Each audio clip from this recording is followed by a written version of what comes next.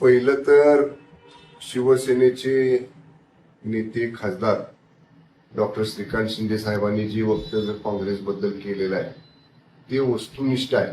म्हणजे जी आज महाराष्ट्रामध्ये आणि देशामध्ये काँग्रेसची परिस्थिती आहे त्यांना अनुसरूनच खासदार डॉक्टर श्रीकांत शिंदे साहेबांनी ते वक्तव्य केलं आणि त्याचं चित्र महाराष्ट्रामध्ये आपण बघतोय.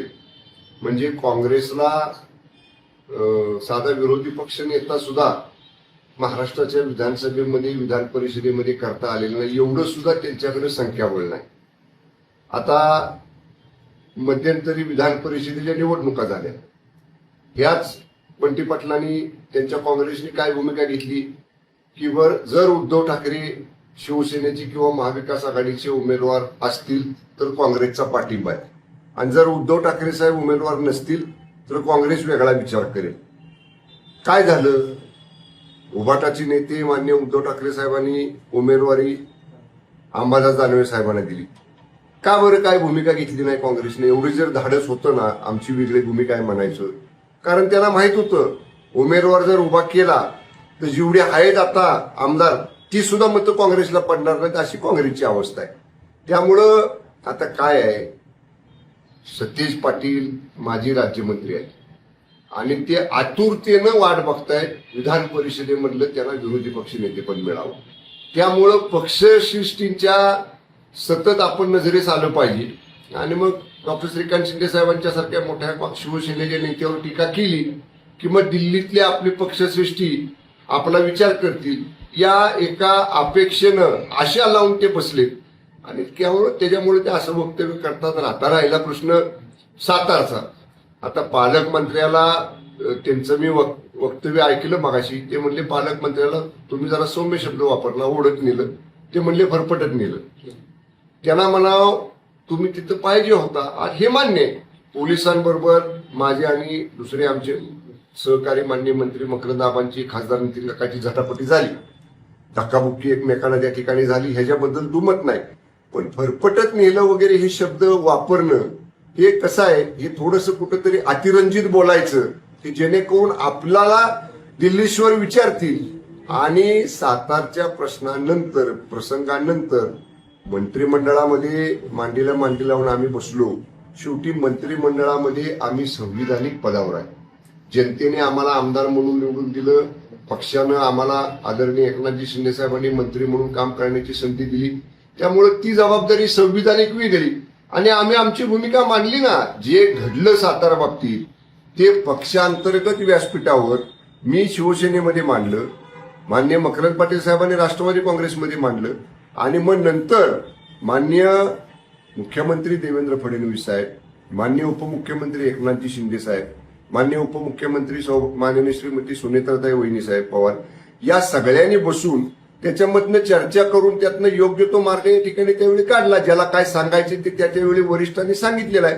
मला बंटी पाटील साहेबांना एवढंच म्हणायचं आहे की तुम्ही आता जी आस लावून बसलेला आहात विरोधी पक्ष नेते पदावर विधान परिषदेतल्या, पहिलं अवस्था काँग्रेसची सुधारा. तुम्हाला तुमचं संख्याबळ वाढवता येते का बघा. आणि डॉक्टर श्रीकांत शिंदे साहेब म्हटली ती वस्तुस्थिती आहे. कुठं काँग्रेस आहे आता? दिसते का तुम्हाला कुठं काँग्रेसचं काय कार्य दिसतंय का? काँग्रेसची काय लोकांच्या मध्ये जाऊन लोकांच्यासाठी काम चळवळ करण्याची काय पूर्वीसारखी पार्श्वभूमी आता राहिलेली आहे का? त्यामुळं काँग्रेसला महाराष्ट्रातल्या देशातल्या जनतेनं लोकशाही मार्गानं मतदान करून त्याला त्यांची जागा दाखवलेली आहे. हे सत्य डॉक्टर श्रीकांत शिंदे साहेब बोलल्यामुळं बंटी पाटील साहेबांना ते झोंबलं आणि म्हणून साठी दिल्लीश्वरांच्या नजरेत भरण्यासाठी त्यांनी असं वक्तव्य केलेलं आहे. साहेब, काँग्रेस अनेक ठिकाणी हार होते, याच्यामुळे त्यांचे नेते जे आहेत ते वैफल्यग्रस्त होऊन अशा पद्धतीचे विधान करतायत असं वाटतं. हो, मी तेच म्हटलं ना की लोकांनी नाकारलं. काँग्रेसकडे आता सगळ्यांना बरोबर घेऊन जाईल असं सर्वसमावेशक नेतृत्व राहिलेलं नाही आणि त्यामुळं अशा पद्धतीनं सैरभैर अगदी लहान कार्यकर्त्यांच्यापासून मोठ्या कार्यकर्त्यांच्यापर्यंत सगळेच झालेले आहेत. आता बंटी पाटील साहेबांना म्हणावं तुम्ही साताऱ्याचा उल्लेख केला, काँग्रेस कुठे आहे हो साताऱ्यात? जरा बघावर. जिल्हा परिषदेच्या निवडणुका झाल्या, नगरपालिकेच्या निवडणुका झाल्या, जिल्हा परिषदेमध्ये तर एक सदस्य तुमचा आला नाही, पंचायत समितीमध्ये एक सदस्य तुमचा आला नाही कुठं.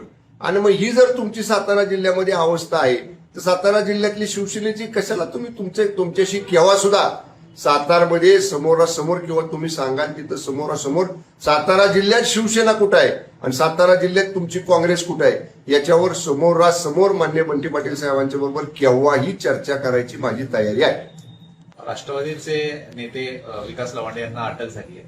या अटकेच्या विरोधात आता चांगलंच प्राण पेटवलं राष्ट्रवादीच्या शरद पवार गटाने. नाही, आता विकास लवांडेंना अटक झाली, त्यांच्यावरती गुन्हा दाखल झाला.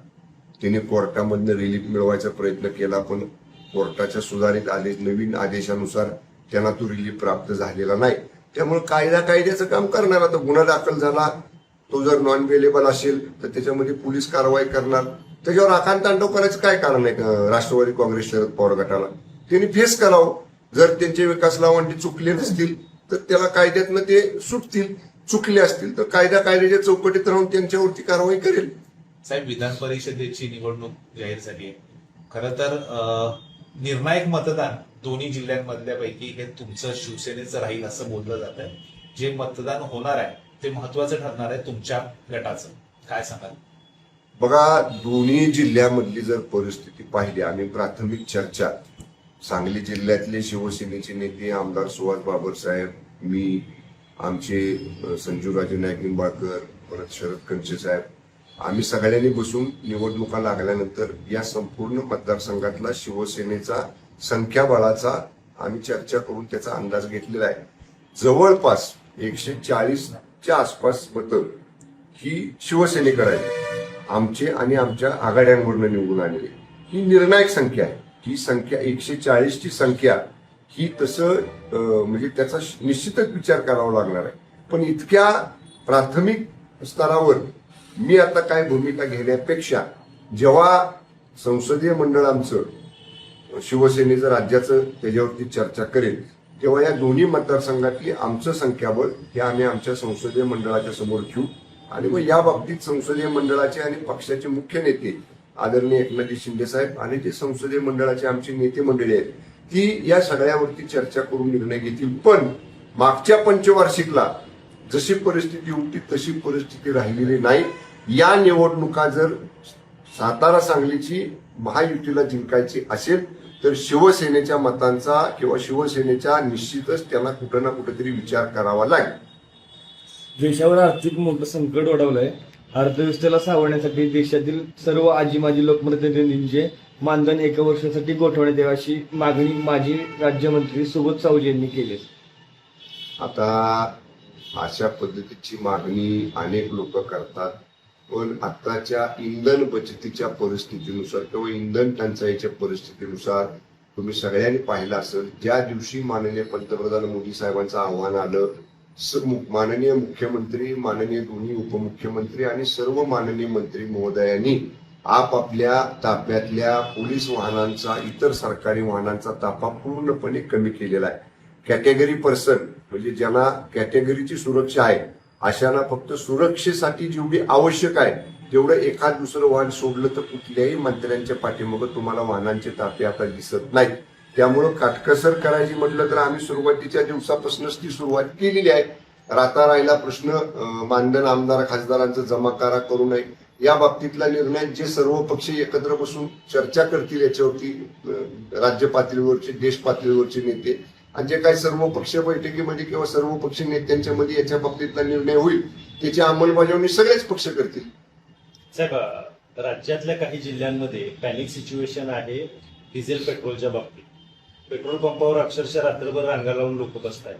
सातारा जिल्ह्यातली परिस्थिती नेमकी काय, लोकांपर्यंत काय? सातारा जिल्ह्यातला मागच्याच म्हणजे मी मुंबईवरून आल्यानंतर इंधन पुरवठ्या संदर्भातला आढावा घेतलेला होता. सातारा जिल्ह्यात असं कुठेही वाहनांच्या रांगा लागलेल्या आपल्याला दिसत नाहीत.